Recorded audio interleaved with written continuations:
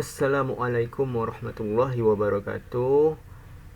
Di sini saya akan mempresentasikan mata kuliah Networking Advance tentang resume materi yang sudah dipelajari selama pertemuan. Oke, selanjutnya di sini saya akan memperkenalkan diri. Nama saya Ilham dengan NIM 80301700003. Materi yang akan saya resume ada 6, yaitu pertama Connecting to the One, yang kedua Exchange Interior Gateway Protocol atau EIGRP, yang ketiga Point to Point Connection, yang keempat Broadband Solution, yang kelima Wireless LAN, dan yang keenam Troubleshooting the Network.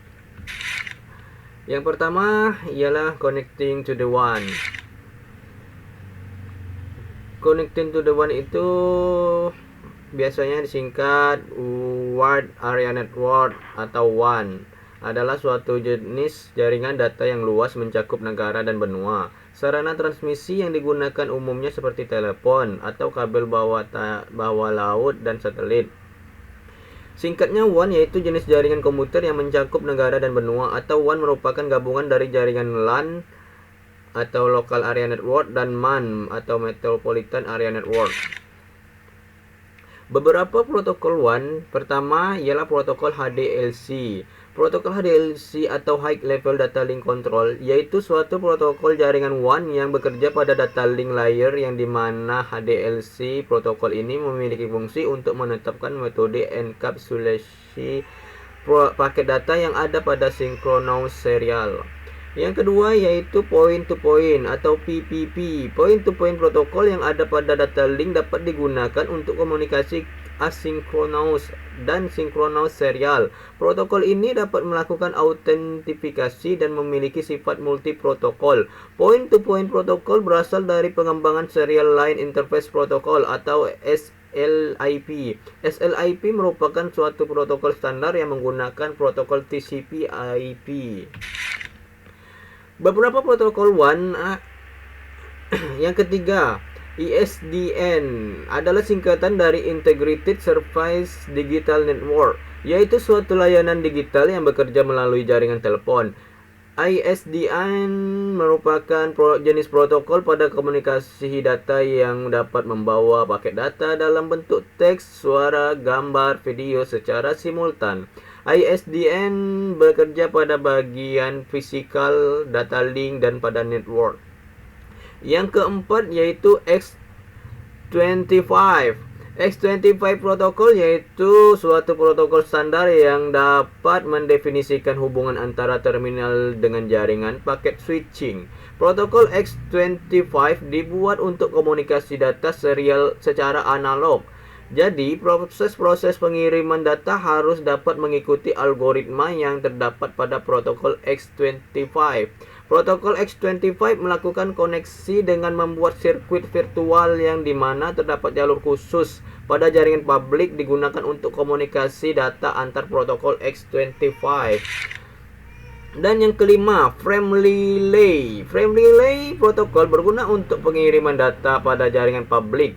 Sama seperti protokol X25, protokol frame relay ini juga menggunakan sirkuit virtual untuk jalur komunikasi data khusus. Tapi protokol frame relay lebih baik daripada protokol X25 karena terdapat fitur dan berbagai macam perlengkapan yang tidak dimiliki oleh protokol X25.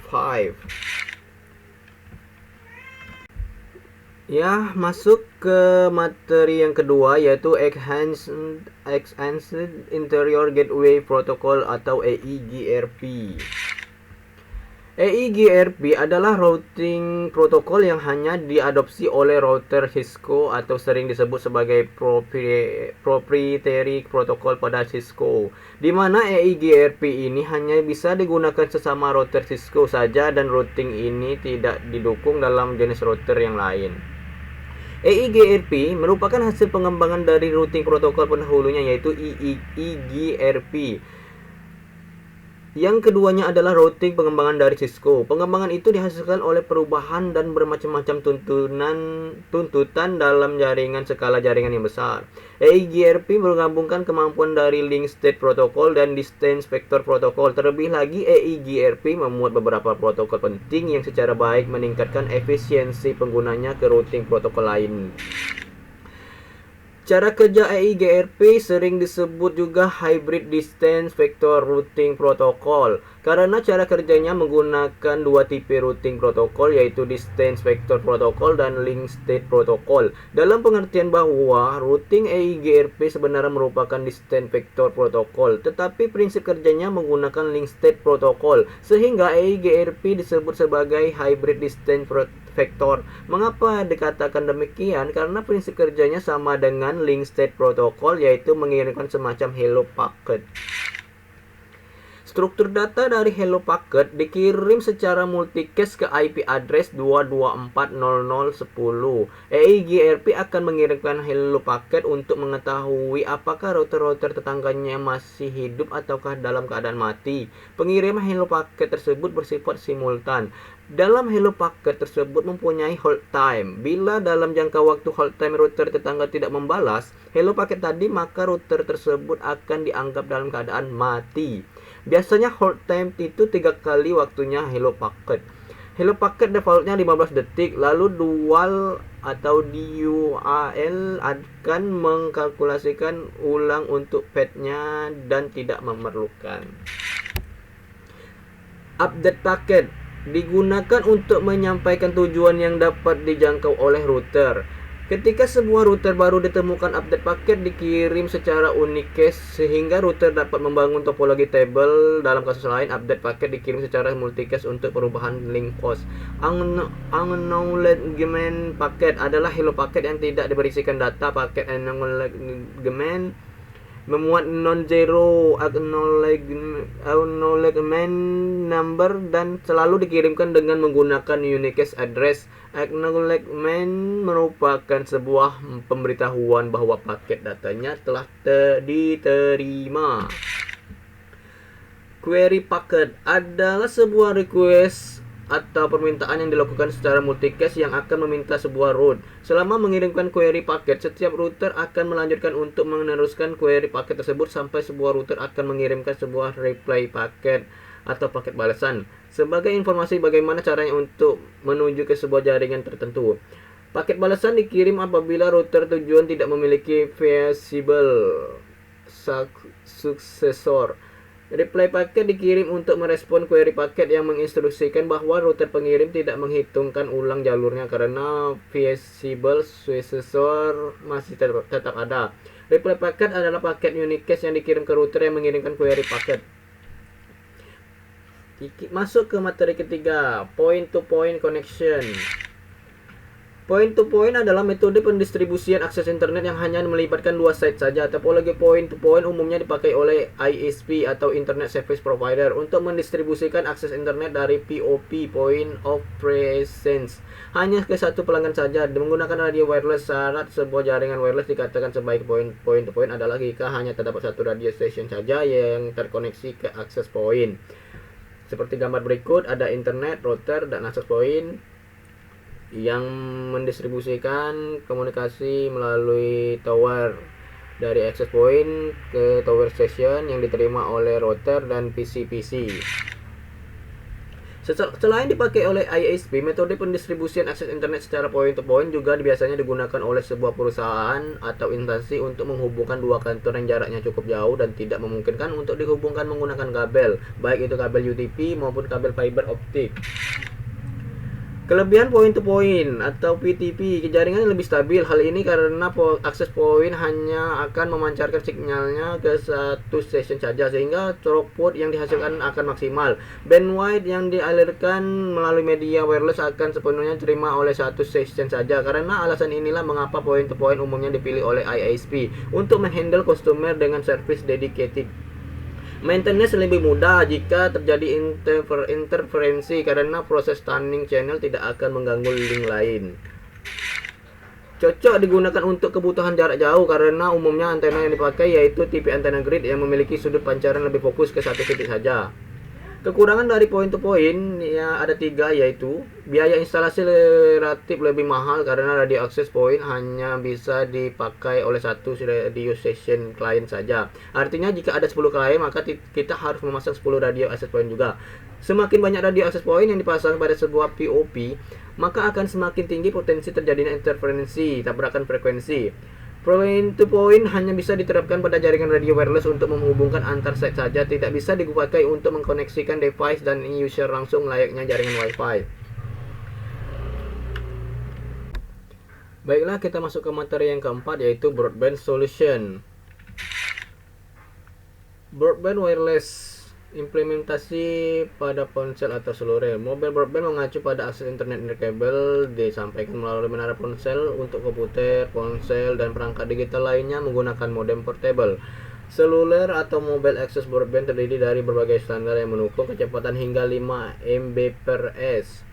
Variasi termasuk 2G menggunakan GSM, CDMA, dan TDMA. 3G menggunakan UMTS, CDMA 2000, 8G atau HSPA, dan 4G menggunakan WiMAX atau LTE. Langganan ponsel tidak selalu menyertakan langganan mobile broadband. 3 istilah umum yang digunakan ketika mendiskusikan seluler atau jaringan seluler meliputi internet nirkabel, sebuah istilah umum untuk layanan internet dari ponsel atau dari perangkat yang menggunakan teknologi yang sama. 2G, 4G, 2G, 3G, 4G wireless. Perubahan besar untuk jaringan nirkabel perusahaan ponsel melalui evolusi dari generasi kedua, ketiga, dan keempat dari teknologi mobile wireless. Yang ketiga yaitu long term evolution atau LTE. Sebuah teknologi yang lebih baru dan lebih cepat dianggap sebagai bagian dari teknologi 4G. Broadband solution yang diimplementasikan pada satelit. Layanan internet satelit digunakan di lokasi di mana akses internet berbasis lahan tidak tersedia atau untuk instalasi sementara yang mobile. Akses internet menggunakan satelit tersedia di seluruh dunia, termasuk untuk menyediakan akses internet ke kapal di laut, pesawat terbang dan dalam penerbangan, dan kendaraan bergerak di darat. Ada 3 cara untuk terhubung ke internet menggunakan satelit. Pertama, one-way multicast, sistem internet satelit yang digunakan untuk data berbasis multicast IP, audio, dan distribusi video. Meskipun sebagian besar protokol IP membutuhkan komunikasi 2 arah untuk konten internet termasuk halaman web, layanan internet 1 arah berbasis satelit dapat digunakan untuk mendorong halaman untuk penyimpanan lokal di lokasi pengguna akhir. 2 arah interaktivitas adalah mustahil. Kedua, one-way terrestrial return. Sistem internet satelit menggunakan akses dialog tradisional untuk mengirim data keluar melalui modem dan menerima download dari satelit.